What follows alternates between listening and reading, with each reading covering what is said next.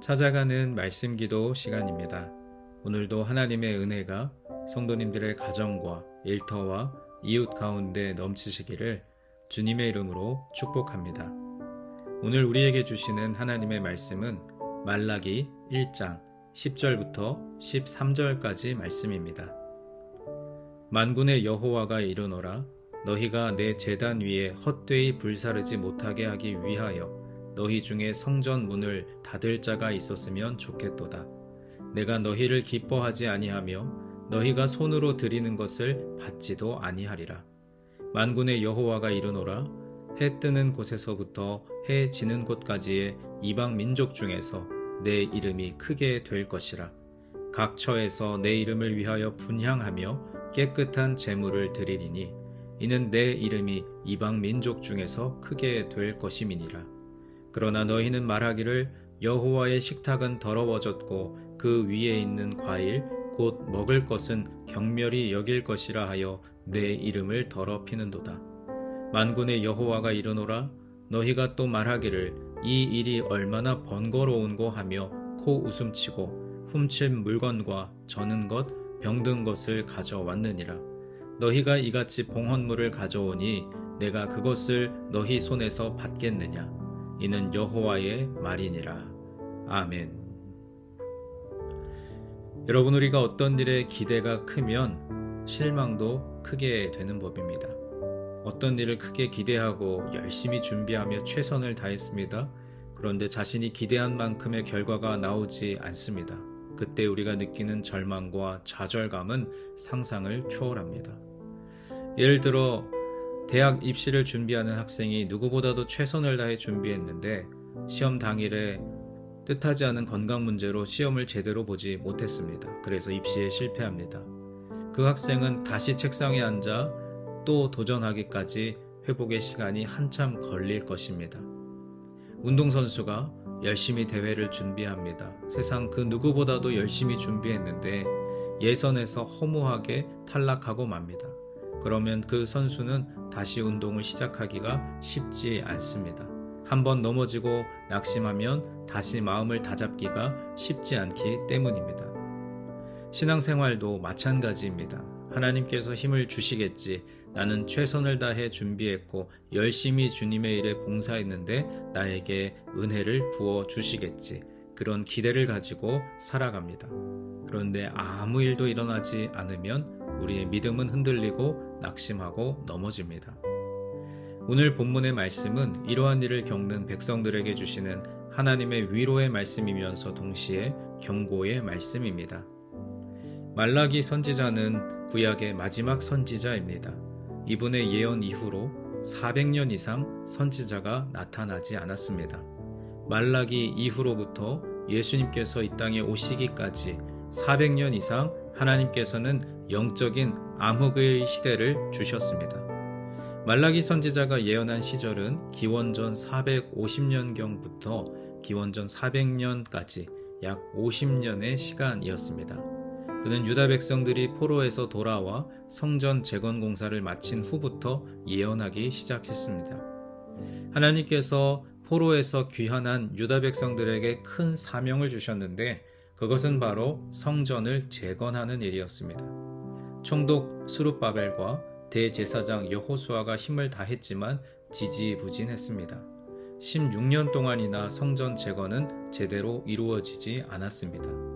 하나님께서는 학개와 스가랴 선지자를 통해 성전 재건에 힘을 내어달라고 말씀하셨습니다. 그들은 선지자의 말씀을 듣고 회개하고 돌이켜서 성전 재건의 역사를 이루어냈습니다. 그런데 문제는 그 다음이었습니다. 그들은 큰 기대를 가졌을 것입니다.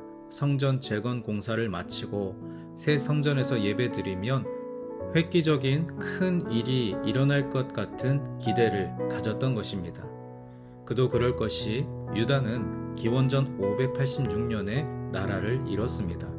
바벨론에서 70년 동안 포로로 살았습니다.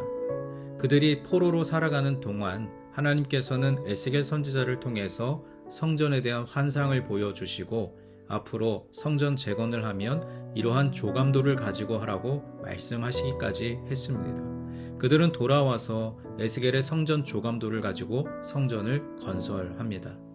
그들은 포로에서 귀환했지만 여전히 식민지 백성이었습니다. 바벨론에서 해방되었지만 페르시아가 그들을 다스리고 있었습니다. 그래서 그들은 기대했습니다. 우리가 성전을 재건하면 하나님께서 페르시아 식민 치하에서 우리 민족을 해방시켜 주시겠지. 이제는 우리가 해방된 나라의 백성으로 살아갈 수 있을 것이라는 큰 기대를 가졌을 것입니다. 그런데 아무 일도 일어나지 않습니다. 스가랴 선지자가 여호와의 싹을 예언했습니다. 그들은 여호와의 싹을 장차 오실 메시아로 생각하지 못했습니다. 그저 자기 민족을 페르시아의 압제로부터 해방시켜줄 정치적인 메시아 정도로 생각했습니다. 성전 재건이 끝나고 성전에서 열심히 예배를 드리는데도 불구하고 그 여호와의 싹은 나타날 기미가 보이지 않았습니다. 여러분, 만약 우리가 그와 같은 상황이 있었다면 우리는 믿음을 온전히 유지할 수 있었을까요? 결코 쉽지 않은 일입니다. 큰 기대를 가졌는데 그 기대가 충족되지 못할 때 우리의 믿음은 시들해지고 차가워집니다. 더 냉소적인 믿음으로 변질됩니다. 그들의 믿음이 떨어지고 예배는 형식화되고 삶은 위선적이 될 때 하나님은 말라기 선지자를 통해서 책망하십니다. 그들의 실망과 낙심은 예배에서부터 드러납니다. 예배 때 희생 제물을 드리는데 눈먼 것, 병든 것, 저는 것을 드렸습니다. 그들이 기르는 가축들 중에 자신이 가장 손해보지 않을 그러한 것들을 골라 예배를 드렸고 예배는 완전히 무너졌습니다. 하나님은 말라기를 통해서 말씀하십니다. 너희가 이것을 총독에게 드려봐라. 그가 이것 기쁘게 받겠느냐. 사람에게도 주지 못할 것을 어떻게 하나님의 제단에 가져오느냐. 하나님은 이렇게 가증한 제사를 원치 않으십니다.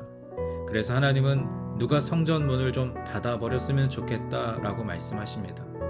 하나님께서 얼마나 실망하셨으면 하나님이 기뻐하시는 예배를 거절하시겠습니까?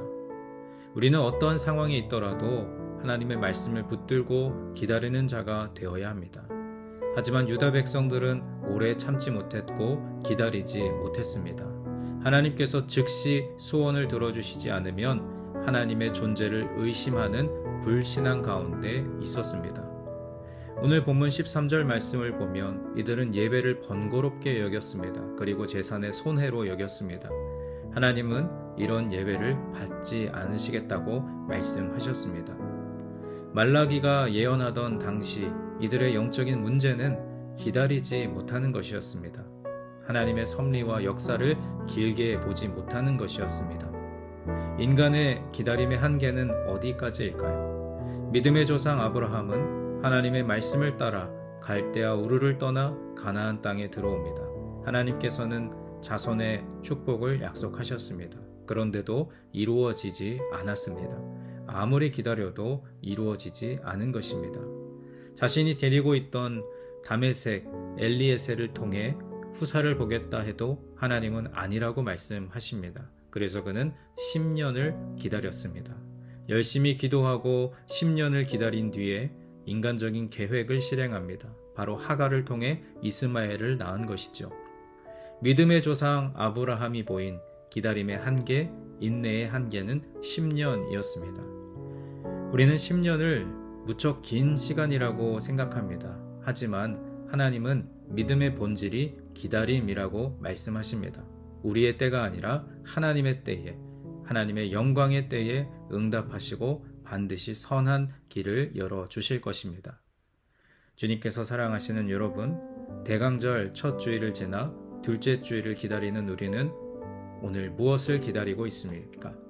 기다림이 길면 길수록, 기도의 응답이 이루어지지 않으면 않을수록 예배에 영향을 받고 믿음 생활에 영향을 받는다면 그것은 불행한 일입니다. 바라기는 하나님 앞에서 우리의 믿음 생활이 온전하게 이루어지도록 마음을 다잡고 다시 한번 믿음의 길을 걸어가는 하나님의 자녀들 되시기를 소망합니다. 아무리 낙심하고 실망해도 하나님께 드리는 예배를 소홀히 여기지 않는 우리가 되어야 할 줄로 믿습니다. 하나님 앞에서 예배의 중심을 지켜 하나님의 때에 하나님의 뜻을 이루어가는 믿음의 백성들 되시기를 주님의 이름으로 축원합니다. 이제 오늘 주신 말씀을 붙들고 기도하겠습니다. 사랑의 하나님, 언제나 주님의 말씀을 기억하며 우리의 삶에 어떠한 일이 있더라도 예배의 중심을 지키도록 인도하여 주옵소서. 대강절 기간에 기다림을 잘 지키며 기도하게 하여 주옵소서. 우리 각자에게 주신 말씀을 붙들고 함께 기도하겠습니다.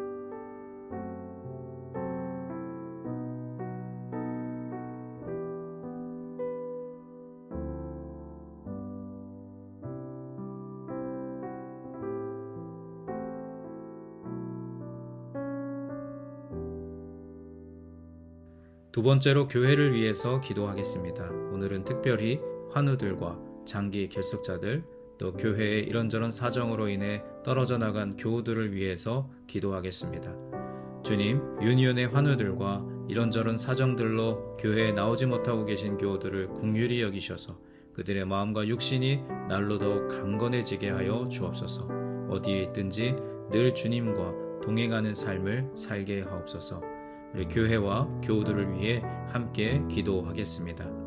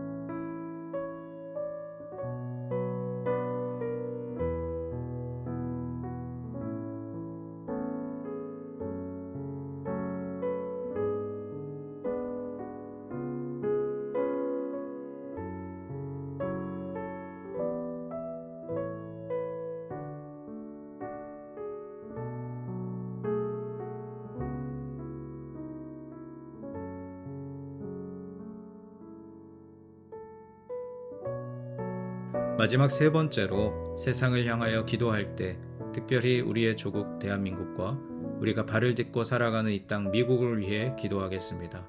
하나님, 대한민국과 미국의 지도자들을 바로 세워주시고 주님의 말씀이 조국과 이 땅 위에 바로 서게 하여 주옵소서.